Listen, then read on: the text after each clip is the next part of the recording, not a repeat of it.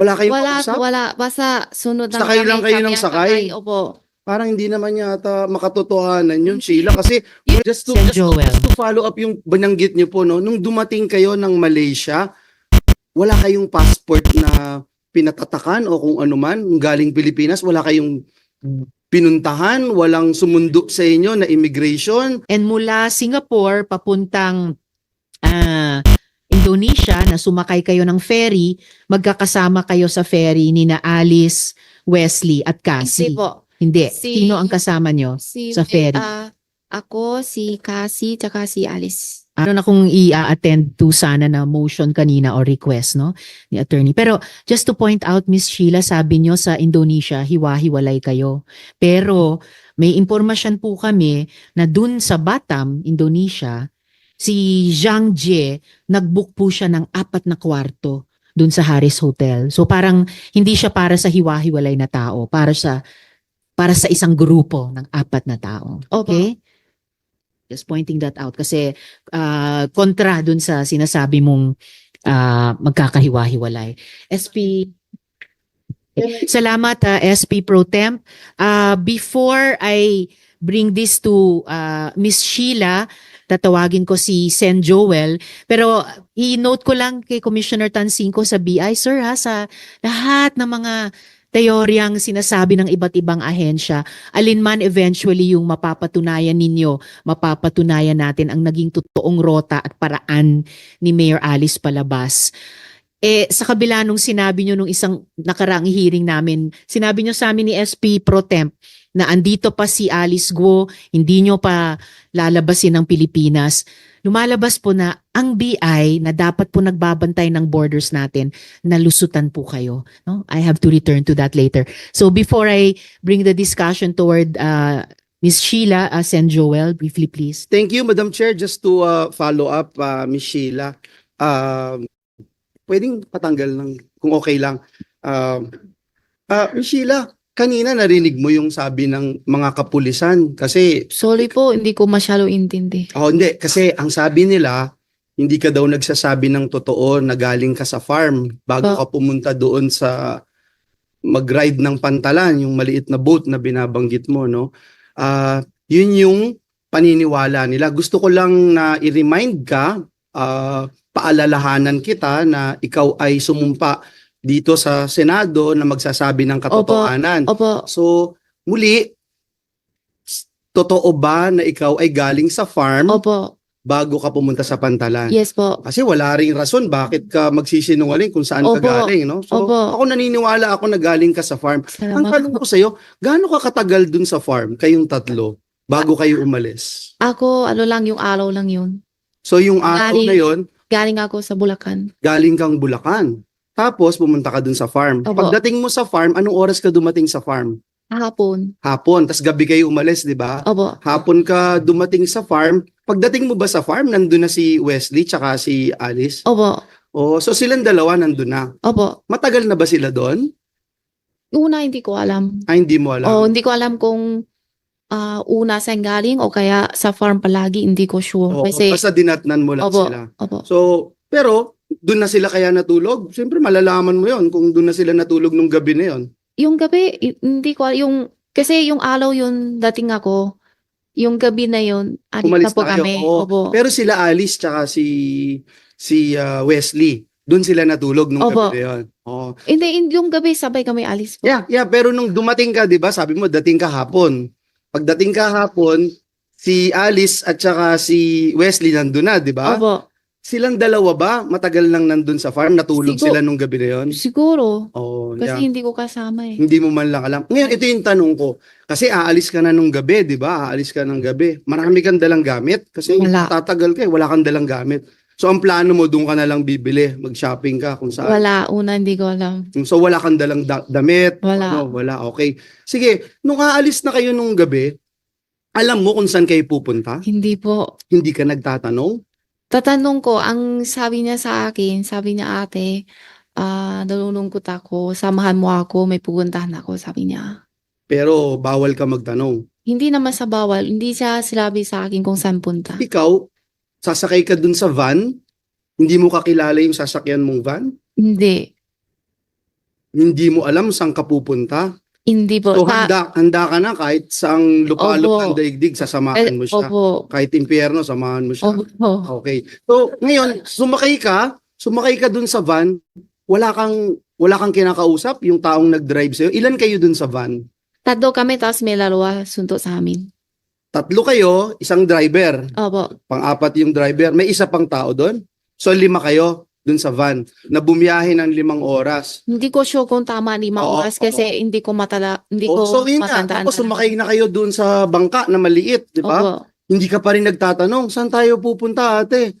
Saan tayo? Magpapakamatay na ba tayo lahat? Sabay-sabay ba tayo? Anong gagawin natin? Galit siya sa akin. Wag daw ako tanungin. Basta samahan mo lang. Sabi. So yung buong panahon na yon, 5 oras sa van, tapos yung sa boat, mahaba din yun bago ka makarating sa malaking boat. Hanggang dun sa malaking boat. Pagdating ng lugar at saka alam ko kung saan lugar. Sa daan, sa dagat hindi ko alam. Oh, so saan lugar ka? Ang nalaman mo? Chinese name sabi ni Wesley Siempen na. Ano yon? Simpenna? Siempen na. Siempenna. Chinese name ang sabi niya sa akin. English hindi ko alam. Yung lugar. Yung lugar, yung dumating namin. Yun yung pinagdatingan nyo nung sa maliit na boat o sa Sa bago malaki, mayroon pa isang maliit. May sunto sa amin o ulit. so dalawang maliit na boat bago sa malaking boat? Sa isang maliit ang boat, tas malaki, tas maliit. Ah, okay. So mula sa van, maliit na boat, malaking boat, and then maliit na boat. Opo. Okay. So alin lang yung alam mong lugar dun sa mga points na yon, no? Mula dun sa van, sa farm, pumunta dun sa isang lugar, may alam ka dun o hindi pa rin? Saan yung alam mong lugar? Nalaman mo? Dadating na ako sa Siempen na. Yung mismong sa ibang bansa na. Dun lang ang alam mo. So the whole time, hindi ka nagtatanong, hindi mo Wag alam. daw, sabi ni Alice, wag daw ako alamin. Okay. Basta. Ito yung tatanong ko sa'yo, Sheila, at sana magsabi ka ng katotohanan kasi ang bait naman natin sa'yo no? Habang nagbabiyahe kang ganun, syempre meron kang iniisip na meron akong kakilala, si Mayora, may kakilala na itatawid kami. 'Di ba? So, meron ka bang nakita, nakausap sa telepono, sa personal na tumutulong kay Alice at sa inyo? Para yun kasi magbibigay sa iyo ng kumpiyansa na, hindi talaga ako mapapahamak, meron kasing tutulong sa amin. Siyempre, aalamin mo yun. Miss Sheila, bago mo sagutin yung tanong ni Sen Joel, yung binanggit mong lugar na Siempenna, na Chinese name, may pinakita sa akin si Sen Sherwin, no, na research. Yan ba ang pangalan ng Sipadan Island sa Sabah? Hindi ko alam kung yun ba yun. Basta tanong ko, Wesley, sabi ko, saan na tayo dito? Saan ba tayo? Ang sabi niya sa akin, Siempen na. Okay, so at least we know yung Chinese name na Siempenna. Opo, Chinese name. Okay, so pakisagot yung Pwede tanong ni Sen pakisagot Joel yung and tanong then ko may na itatanong din ako sa mula inyo. dun sa van, mula dun sa maliit na boat, sa malaking boat, sa maliit na boat, meron ka bang nakita, nakausap ni Alice, narinig, kausap sa telepono na magbibigay kasi sa iyo yun ng lakas ng loob na kahit papaano may mag-aalaga naman sa atin. Hindi naman Nakatagin po ako sa dagat kasi hindi daw pwede kaming open ng phone. ng phone. So, hindi siya tumawag sa telepono. Hindi po. So, sino yung nakausap niya? Yung buong halos isang buong araw na nagbabiyahe kayo. Wala siyang nakausap. Wala. So, nung iniwan kayo ng driver ng van, sumama ba yung isa pang tao? O yung kayong tatlo lang yung Kami sumakay lang na? po. Kayong tatlo lang, sumakay dun sa maliit na boat. Tapos dun sa pagsakay niyo dun sa malaking boat, kayong tatlo lang din. May tao doon sa taas. Sa boat. Oo. Sino yung mga nakita mong tao dun sa boat? May nakausap ka bang iba? Wala po. Basta diretso lang kami. Wala kayong kinausap? Kayong tatlo lang nag-uusap? Walang ibang kinakausap? Wala po. Mula dun sa malaking boat, sa maliit na boat, wala pa rin? Wala. May Imposible nasunto lang namang- kasi sa amin. Hindi kayong kakausapin kasi bago na pupunta yung Opo, boat. opo. Wala kayong Wala, kausap? wala. Basta sunod lang Sakay lang kayo kami ng ang sakay? Opo. Parang hindi naman yata makatotohanan yun, Sheila. Kasi wala kang kausap. Talaga, Kunyari, ako yung nagmamaneho nung boat. kung may usap, Sumakay lang ako. ang usap niya, kung makasunod lang yan sa kanila, ganun lang, wala na iba. Sasakay lang kayo? Opo. Parang mahirap po paniwalaan. Sige, Madam Chair, thank you. Madam Chair, if I- Salamat, Sen Joel. Follow-up question muna. Actually, may mga tanong ang chair sa inyo. Isama nyo na yung naikwento nyo so far kay Sen Joel, no? Ikwento nyo sa amin, paano yung naging buong biyahe nyo mula dito sa Pilipinas hanggang makarating kayo sa Batam, Indonesia. Miss Sheila. Paano po? Mula dito sa Pilipinas, ang naikwento nyo so far sa amin, nakarating kayo dun sa Siem Pen na ayon sa pagkakaalam namin, yun ay Sipadan Island sa Sabah. Paano kayo pumunta mula dun sa Siem Pen na sa iba pang mga lugar hanggang paano kayo nakarating sa Batam, Indonesia? Yung huling lugar kung saan kayo nakuha at naibalik dito sa Pilipinas. Pakikwento sa amin. Punta kami una Malaysia. Okay. Tapos ang sunod Singapore. Okay. Tapos aeroplano po. Eroplano. Sinong tumulong sa inyo para makasakay ng eroplano? Sinong nag-arrange para makarating Mayroon kayo sa isang babae. Singapore? May isang babae. Sino po yon? Hindi ko kilala. Hindi nyo kilala. Sumakay kayo ng Singapore Airlines? Hindi ko alam kung ano airlines. Basta aeroplano. Airline. May check ata siguro sa ano yun. Yes, ma-check po namin. Gaya ng nabanggit ko kanina, dear colleagues, itatanong ko po sa BI at sa NBI yung kopya at yung original ng passports ni na Miss Sheila at Guo Huaping kasama po yung mga stamps. Ipapakita po natin ito dito. Opo. At meron na pong kopya ang komite. So, mula Singapore, paano kayo pumuntang Batam, Indonesia? Ferry yata. Yung malaki ng ano. Okay, sumakay kayo ng ferry na malaki papuntang Indonesia, papuntang Batam sa pagkaalam Madam Chair, namin. Just to, Sen just, to, Joel. just to follow up yung bananggit niyo po, no? Nung dumating kayo ng Malaysia, wala kayong passport na pinatatakan o kung ano man, galing Pilipinas, wala kayong pinuntahan, walang sumundo sa inyo na immigration, walang kahit na anong gobyerno na sabi sa inyo, teka lang, bawal muna pumasok dito, i-check muna namin, ikaw ba talaga si Sheila Go? Walang ganon? Wala Wala. po. So, paano yun? Basta may yung isang babae siyang bahala lahat. Oh, so dun mo binigay yung passport nyo sa babae na yon. Siya rin yung babae na yun na tinuturo mo na tumulong sa inyo na nag-arrange nung flight nyo from Malaysia to Singapore. Opo. Siya din. The same person yan. Isa lang na Yun babae. lang po, babae. Okay, thank you, Madam Chair. Thank you, Sen Joel. And Miss Sheila, yung babaeng yun ba ay Pilipina ba siya? China ba siya? Ibang nationality ba siya? English ang ano niya kaya hindi ko makuha. English ang salita niya. Puti ba siya o Asian? Yung tama lang, parang tayo. Parang tayo lang. Siya ba ay Malaysian? Hindi ko sure Oo. kasi hindi namin tanong tapos English lang ang ano niya, language niya tapos parang tayo-tayo lang ganyan yung kulay. Ganun. O siya ba ay Singaporean? Hindi ko alam mo talaga. Alright. Mula Pilipinas hanggang Malaysia, hanggang Siem Pen na, kasama mo si Mayor Alice at si Wesley. Kasama nyo rin ba si Cassie Leong? Hindi, di po, ba? Hindi po. Okay. Mula Malaysia o Siem Pen na papuntang Singapore, kasama mo pa rin si Mayor Alice at si Wesley. Opo. Kasama nyo rin ba si Cassie Leong? Si Cassie kita namin sa Malaysia. Nakita nyo siya sa Malaysia at kasama na siya papuntang Singapore. Opo. Okay. And mula Singapore papuntang Indonesia na sumakay kayo ng ferry, magkakasama kayo sa ferry ni na Alice, Wesley at Hindi Cassie. po. Hindi. Si- Sino ang kasama nyo? Sa ferry. Ako, si Cassie, tsaka si Alice. Okay. Hindi nyo kasama si Wesley sa ferry papuntang Nauna po si Wesley. Nauna si Wesley sa Indonesia. Okay. Tapos ano ang ginagawa nyo sa Batam? Para saan kayo pumunta doon? Kasi ang sabi ni Wesley, mooring daw siya. Tapos gusto Ano niya, po? mooring daw siya. Wala siya ginagawa. Board. Mooring. Board. Tapos, gusto niya pasyalan ganun. Kaya nauna siya doon sa Batam. Sa Batam. Tapos, Okay. ayun, sunod kami. Saan kayo sa Batam na-capture ng mga otoridad ng Indonesia? Saan doon? Saang lugar doon sa Batam? Hindi ko alam mo ano lugar, basta ang alam ko yung hotel namin is Halis.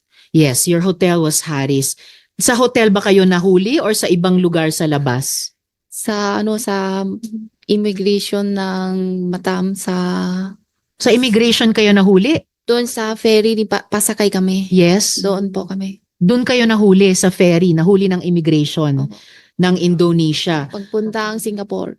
Papunta sanang Singapore, pabalik Opo. ng Singapore. Okay. So, nahuli kayo ng immigration ng Indonesia. Okay. I think this is a Yes. Okay. Timing. Thank you ito po yung kopya mula sa BI or ito yung original mula sa NBI? Commissioner Copy Tansinko. from BI, ma'am. Copy po ng BI. So nakikita po natin dito ang passport ni Miss Sheila Lialguo at nakastamp, entered Sabah. So tama po ang ipinakita ni Sen Sherwin sa akin. Malaysian immigration yan, pero yung Siempen na ay mukhang Sabah nga sa pagkakakilala natin or particularly Sipadana Island.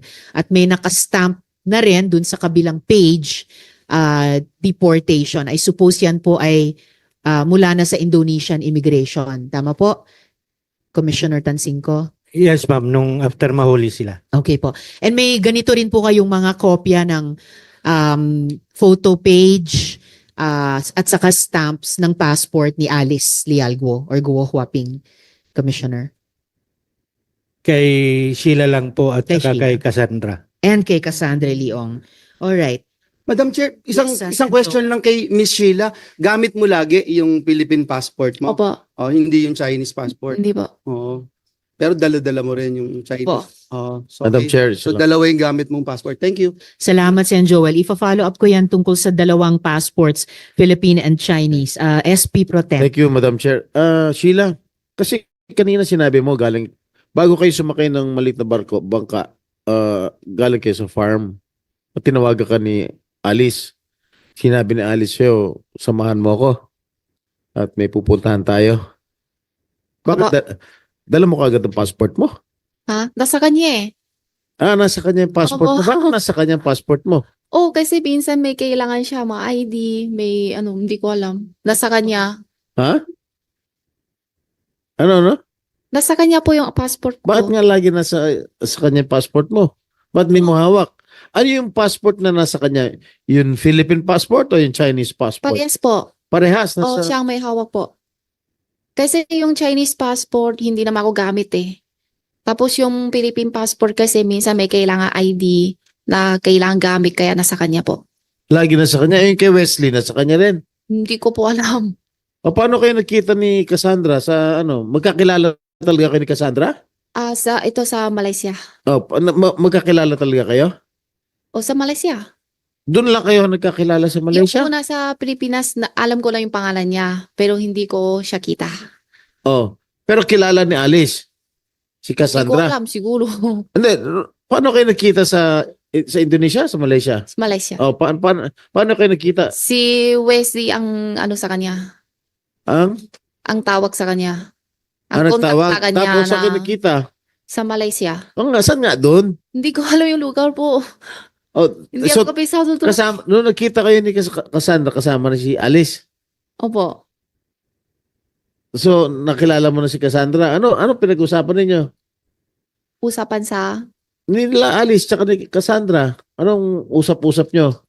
kami. Wala, Oh. kwento-kwento. Kumusta? Ganun po. Kumusta lang? Opo. Wala na iba? Wala po. Tapos, saan na pumunta si Cassandra? Magkasama na kayo? Opo. Pareho kayo nahuli, di ba? Opo. Ha? Opo. So hanggang ngayon, hindi mo pa rin alam kung nasa kapatid mo. Hindi po talaga. Okay. Thank you, Madam Chair. Salamat, SP Pro Tem. So, balikan natin bago yung dalawang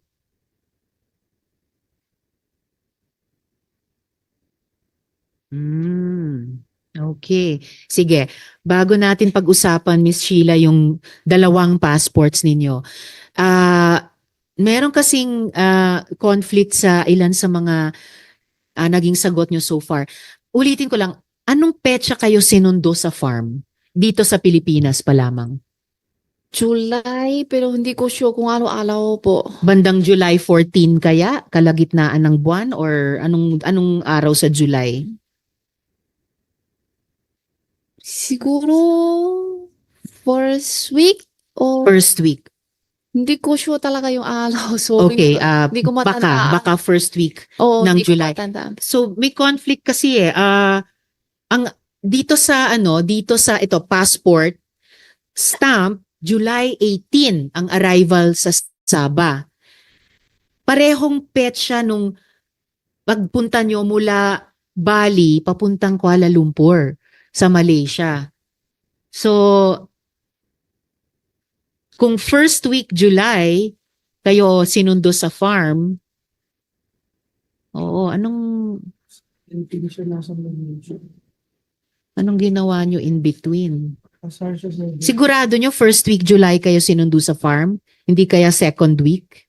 Hindi po. First week talaga. First week alam ko. Mas na bubuo sa isip mo yan, sa alaala mo yan. Oo nga yun yung tanong nga mga colleagues. Yes. So baka hindi lang 3 araw ang unaccounted for, baka more. Pero we will get to the bottom of this. Sige, for now, balikan po natin yung dalawang passports nyo. And just to confirm, no, dumaan kayo sa immigration sa Sabah, tama ba? Hindi ko alam kung saan po yun. Okay, kasi yun yung lumalabas dun sa stamp sa passport nyo Opo. dahil July 18 entered Sabah. Okay? All right. So sabi nyo nga meron kayong dalawang passport. So pero bago nung sa passports, kaano-ano mo ba talaga si Alice Go? Sabi daddy ko, kapatid. Sabi ng daddy mo, kapatid. Sabi ni daddy mo, hindi mo sigurado kung siya ay kapatid mo? Kasi hindi siya tunay ng tatay ko. Hindi siya tunay na Tatay. anak ng yung kinikilala mong tatay ay hindi mo tunay na tatay. Opo. Sino po ang tunay na tatay nyo?